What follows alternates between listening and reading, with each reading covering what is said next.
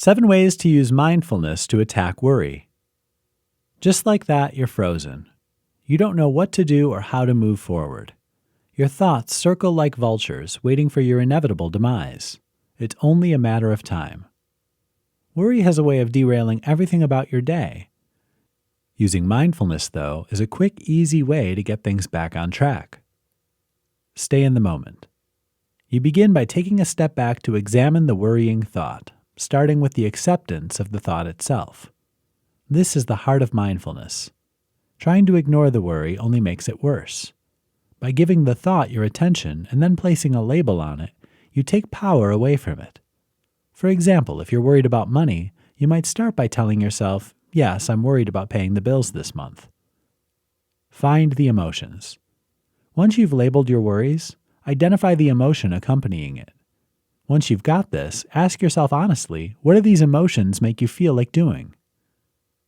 Kill the worry with normalcy. Instead of avoiding the worry, pay mindful attention to it and remind yourself this worry is normal. Do this every time it comes up. Eventually, it'll seem less threatening. Look for patterns.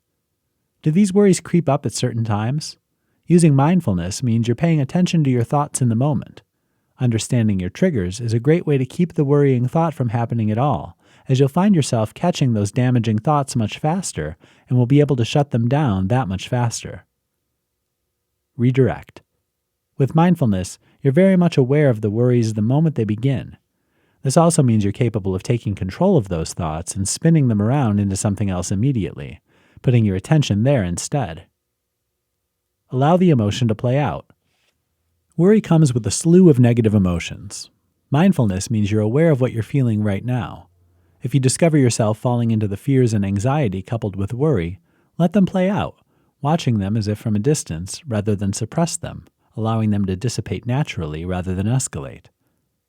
Flip it around. Worried about trying something new? Rather than avoid it, try it anyway. By reacting to worries you know are irrational with action, more often than not, you'll find you really had nothing to worry about in the first place. A word of caution: sometimes worry is there for a good reason. Be careful which ones you challenge. Remember, the whole point of mindfulness is to be in the moment and pay very close attention to what's going on both internally and externally. Worry really doesn't bear up under such close scrutiny. The act of simply paying attention will change the game significantly.